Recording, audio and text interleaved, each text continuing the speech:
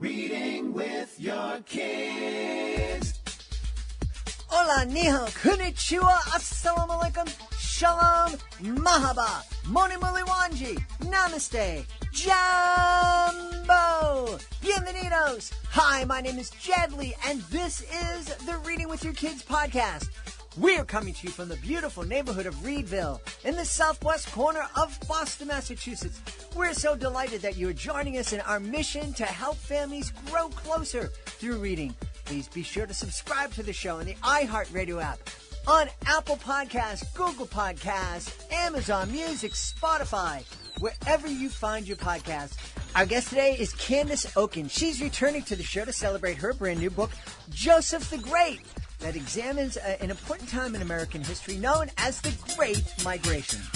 Before we invite Candace into the studio, we want to invite you to connect with us on social media. So many different ways for you to connect with the Reading with Your Kids podcast. Of course, you can join us on Facebook, facebook.com/Reading with Your Kids.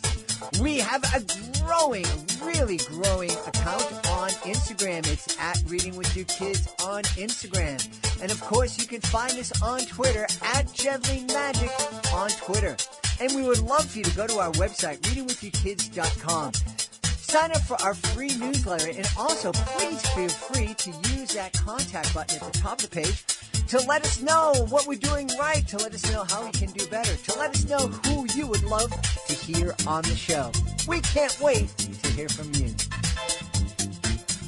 Joining us right now from the great state of Texas, our guest is returning to the show. You may remember she was on the show not too long ago, celebrating Mason Makes Money, a great book that teaches kids financial literacy.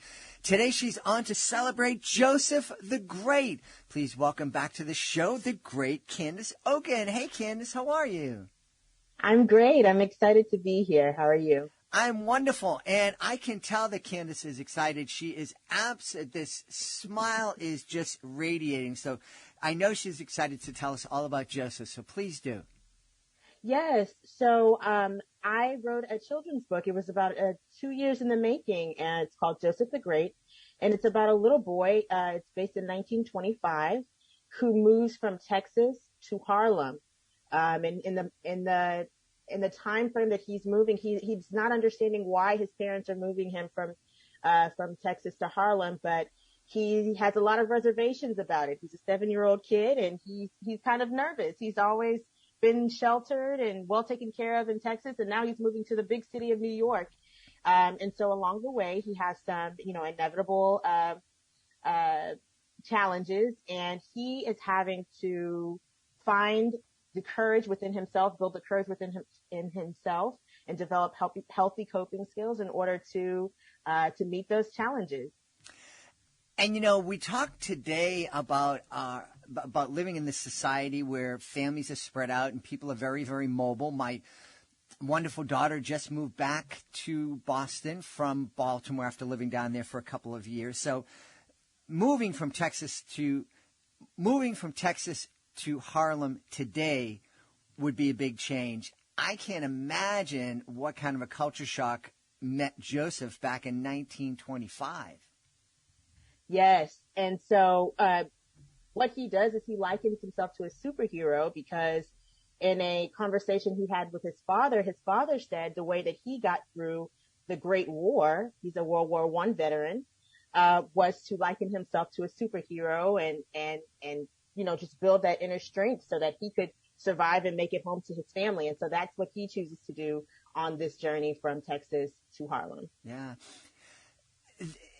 There were a lot of families at that time making similar treks from the South to places like Harlem and Boston and Chicago. Remind us what the driving force was that was causing that migration. Absolutely. So it is a part of American history. It's called the Great Migration, in which upward of 6 million African-American families moved from the South to places, as you mentioned, California and Chicago and Missouri and New York, in search for better economic, educational, and social opportunities for themselves and their families. And it changed the entire landscape of the American landscape. because of that. And so he doesn't understand why he's moving, but he along the way, it's just a journey in itself along the way, to move. And so I hinged those concepts together so that in addition to trying to teach children about healthy coping skills, they can also learn about, a pivotal time in American history. It really was a really important time in American history. It did change the face of the country and the culture of the country. And it wasn't just because the people doing the migrating were African Americans. They were coming from very rural areas and a very rural culture and moving to these very big, bustling cities. Absolutely. And that's another reason why I kind of wanted to infuse that World War One phrase in there, because with World War One, a lot of people were moving from the South to the agricultural kind of landscape to the cities, and they were building things and manufacturing things in these big factories. So there were a lot of opportunities for folks in the North and in the West, on the West Coast at that time as well. So there's a lot of historical points that I tried to put in there. But you're absolutely. Yeah. So what was it that inspired you to write about this time in history? So I read a book by Isabel Wilkerson called The Warmth of Other Suns, and it was pretty much chronicling the Great Migration. And she interviewed, I think, 4 or 5 people, and it was just so fascinating how at that time that event changed, as you said, the face of America. That took place between the early 1900s to 1970, right around. So within a course of 5 or 6, 7 decades, millions of people migrated from the South to other parts of the country, and just the courage that it must have taken those people to literally leave everything that they've ever known, their families, their friends, in search for something better. That was incredibly inspiring to me. And I thought, how cool would it be to tell that story from the perspective of a child? I thought that was a really cool opportunity to introduce them to this point in history, because it's one of the biggest migration stories in America, but it's one of the least told as well. It received very little coverage at the time, and which is interesting because again, it changed America. So I was just inspired by that book and the courage of all those people and those families, and I wanted to tell that story from the perspective of a child. Yeah, it hasn't gotten a lot of attention. I was actually alive and going to high school during it's not in the 1900s. Oh, close.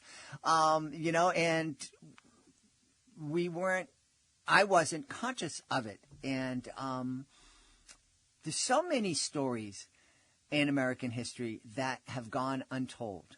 Yes, absolutely. And also the stories that came of that story. So there's so many people that we know in our household names and have been household names for decades that perhaps would not be the people they are if it was not for the Great Migration. So, for instance, Diana Ross, Prince, Denzel Washington, Toni Morrison, so many huge names that their roots were in the South, and they came to different parts of the country, with their families, and perhaps those opportunities that they had, Diana Ross to be a part of the Supremes in Detroit, and Denzel Washington to be this mega movie star. He's from New York. Prince from Minnesota. Perhaps if they hadn't moved, perhaps we wouldn't know who those people are. Yeah. What kind of welcome did the folks who were doing the migration receive when they arrived in New York and Detroit and Chicago? Well, in my story, they got a very warm welcome, but as I understand it in history, it was better than the South, but there were still a lot of challenges as well. And also, a lot of other Black families were, kind of, there's a lot of us coming up here, and maybe the opportunities are growing thin because the population is just exploding. I think Chicago, they went from a population of maybe 5,000 African Americans, and it exploded to millions by, the 1970s. Um, so historically, my understanding is that it was a mixed bag of response. But in my story, Joseph and his family, he has a little sister named Olivia. We call her Livy in the book. And his mom and his dad, they receive a warm welcome, and they become, acclimated, and they live a great life. Yeah. It sounds like there's lots of lessons for kids. Certainly a great opportunity to talk about this part of history, this kind of lost part of history. But it also sounds like in following Joseph's story, kids can kind of learn some skills that they can use to cope with the changes in their lives. What gave you that idea? Because it sounds like you're fusing a history or historical fiction with kind of self-help or kind of mindfulness. What gave you that idea to do that? So our children today are dealing with so much more than what we dealt with as children. Even my generation, we didn't grow up with the internet at all. And the ills that come with the internet, the gift and the curse that is the internet. They have a lot of, it's just they deal with a lot. And as children, they deal with a lot of what they shouldn't have to deal with. And you hear just these dreadful, horrible stories about kids who are doing bad things themselves, because they can't cope, or because perhaps they don't feel like they have.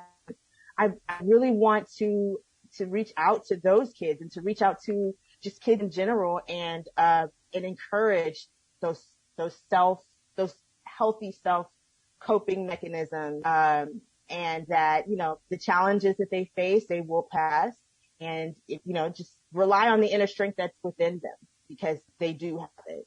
Yeah. For the parents who are listening, what's a kind of a simple coping skill that we'll learn in Joseph that we could teach our kids? Well, as a writer, I'm going to say writing. I'm going to say journaling. Getting out your feelings and your emotions, and you're just being honest with yourself. I mean, I feel if you're honest with yourself, you can deal with about anything. Mm-hmm. So, I encourage journaling. I know a lot of, folks really like, coloring, these adult coloring books. They're just everywhere, right? So those kind of skills, anything that allows you, in my opinion, to go inward and to really explore what it is that you're feeling and understand what it is that you're feeling, will give you a foundation to help you to address those feelings the right way. Mm-hmm. So I encourage journaling. With my own son, I always ask him how he's feeling, because his feelings are important, and I want to make sure that he feels validated. Don't brush off your kids. If your child is saying that they had a bad day, inquire, ask why. That really makes a difference. Give them an outlet, provide an outlet for them, and give them as much support as you can, but also encourage them to go inward. So perhaps it's meditation, and journaling. Those are a couple of the skills that I've personally used, and that have been very helpful for me. That idea of journaling is a really powerful one, and I just want to take this time to second your suggestion. Journaling has been something that I've been doing. I've had different phases, but the current journal that I've been keeping, I started when I became engaged to my beautiful wife over 30 years ago. We're up close to 12,000 pages in it. And for the most part, for most days, it's I had a good day, and that's about it. But to have the discipline every day to at least just write a sentence. Today was a good day. So when I'm having that bad day or that great day or that day that I just have all these emotions and I need to get them out before I vomit them on somebody else, I have that, and I always know that, I can write about this, and it's a great tool. It is. Self actualization and self awareness is is very important because again, when you can really understand what it is that you're feeling, then you're able to address it properly. So maybe your bad day today isn't because anything happened. Maybe you're feeling something from yesterday, it's one of the things I feel that we could really push a lot better in our society, in American society, is emotional intelligence. Mm-hmm. And the concept of emotional intelligence, really understanding, going deep and understanding those emotions, understanding the root of those emotions so that we can address them better. Yeah. Yeah. One of the international kids that was living with us, she was from China. She said to me one day, "You have an excellent EQ. I'm not so sure about your IQ, but your EQ is excellent." And I thought, thanks. Well, that's more, to me, in my opinion, I feel is more important anyway. So, well, thank you. That's what I explained to myself. Yeah, I get the important. Yes. So how can we, instead of just telling our kids, "Oh, you should journal," because anybody can do that, but how can we help our kids? Because it does take a certain amount of discipline to always make sure at some point tonight, this morning, at some point, I'm going to sit down and I'm going to take a pen to paper or fingers to keyboard and enter something into a journal. How can we best encourage that discipline in our kids? Two ways. Number one, in encouraging presence. Our society, we are inundated with so much information all the time. I read somewhere now that the average news cycle is 24 to 48 hours. So a story runs for 24 hours and it's done and it's on to the next story. We with the internet and we just have so much information, and sometimes it's very hard to be still and to be present, myself included. If we can perhaps practice that, I feel like, that journaling and those other concepts will come naturally. And then also, normalizing as a community, normalizing, emotional intelligence. It is astounding to me over the past, I'll say 10 or 15 years, how much I've been hearing about folks getting into therapy and, addressing their mental health, which I think is amazing. It's wonderful. But I also remember when, addressing your mental health was not even a conversation. It's like, I'm not going to any therapist or any psychiatrist, psychologist, because that means you're crazy. But now it seems the stigma has kind of softened, and it seems more like I'm going to go address my mental health, and that's more accepted, widely accepted. And I think that's amazing. I think if we could do that with emotional intelligence as well, with addressing our, emotional health, I think that will encourage folks to address it properly as well, and to not be afraid to address it and to talk about it. Yeah, I think it's so very, very important. Getting back to Joseph the Great, we're talking about this great migration, 70 years of people moving from the rural South to the more urban North and Western states and cities. Now, it's a very different. That migration is very different than the migration that's happening today from various parts of the world. And it's different in that the folks who were migrating from the South were American citizens. So they certainly had the right to, no one could debate about the fact if did they have the right to move from this spot to another spot. Mm-hmm. But what kind of conversations do you think reading and experiencing Joseph the Great can inspire, when we're talking about what's happening today in our world and in our nation? I think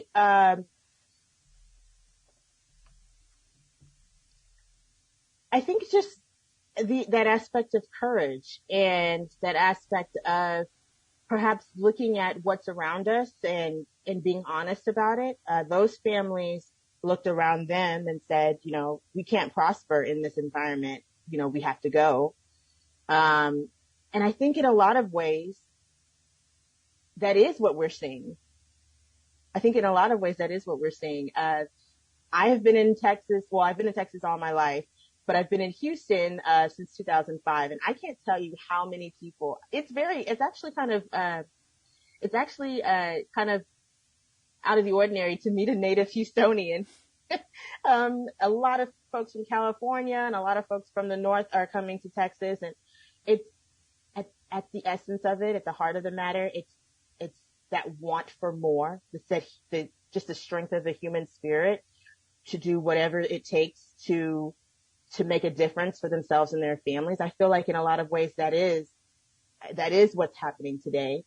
I hope that I love that you brought that up, and I hope that we as a society can see that, because someone has famously said before, those who don't recognize history is doomed to repeat it, something along those lines. So, I think at the heart of the matter, it's just the strength and the courage of the human spirit, which I think is a beautiful thing. Yeah.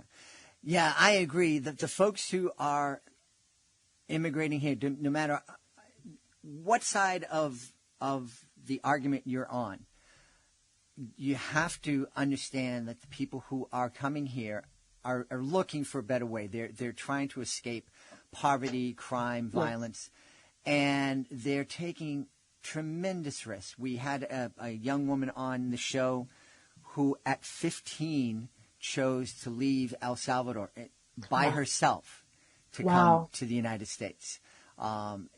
Incredibly dangerous journey for her. There are people who are landing in South America and walking through the Darien Gap, which is an incredibly dangerous part of the world, the border between Colombia and Panama. And so many people are dying on that journey. And then they're walking to the United States. And again, no matter how you feel on the issue, you do have to respect the fact that these are human beings. They're trying to escape something and make a better life for themselves and their families. And that is quite literally the story of America, is it not? The Pilgrims came over for the same reason. The influx of Italians and Irish and all the different folks who have come here, Russians. That is the story of America. It is literally embedded not only into our culture but into our story. And what would America be like if we didn't have this beautiful melting pot of people from everywhere that have helped to build and make this country great? So I totally agree with that. And that's a very impressionable story. But I absolutely agree with that. It's all for the same thing and for the same reason. And it's literally the story of America. Yeah. Well, speaking of stories, I know people are going to want to know where they can go to find out more about Joseph the Great and find out more about Candace Okin. Yes, please visit my website, www.candaceokin, O-K-I-N, as in Nancy.com. You can go there and you can purchase Joseph the Great, and you can learn more about me as an author, and drop me a line. I love to hear from people. Yeah, and you can also learn about Mason Makes Money at that website, and that's a fantastic book to spark some conversations, very needed conversations about financial literacy with your kids. Don't kid yourself. I don't care what age your kid is. You need to start talking to them about money. Absolutely, right away. And just a little plug there. Mason Makes Money, that book has since become the springboard for a nonprofit that I started called Mason Makes Money Fund. And we give financial resources. We give money to kid entrepreneurs, as well as educational resources. So we do put on workshops and things like that to help drive home even harder that financial literacy piece. Awesome. We've had a great time speaking. We've been speaking about a lot today. We talked about history. We talked about immigration. We talked about emotional intelligence with our guest, the author of Joseph the Great, Candace Okin. Hey, Candace, thanks so much for being with us. It was such a pleasure. Thank you so much. I appreciate your time. Please be sure to join us for the next episode of the Reading with Your Kids podcast. Our guest will be Michael Beale. He'll be here to celebrate Wreck at Ada's Reef. It's the first book in his Swallowtail Legacy series. Hey, if you're the author of a great children's book, whether it's a picture book, a board book, a chapter book, middle grade novel, YA title, we would love to help you celebrate your book. So many different ways to do that. You can be a guest here on the podcast. Being a guest, it's a really fun and easy way to tell the world about your book in a long-form conversation. No need to boil everything down to a 30-second soundbite. You can come on here and just have a great conversation about your book, about your inspiration, about the conversations you hope the book will inspire with families, really letting families know what they can expect and how much fun they'll have with your book. You can also submit your book to our Reading with Your Kids Certified Great Read program. If our panel believes that your book is worthy of 4 or 5 out of 5 stars, it becomes a certified great read. And with that status comes a number of really powerful tools that let families know that your book is worthy of their attention.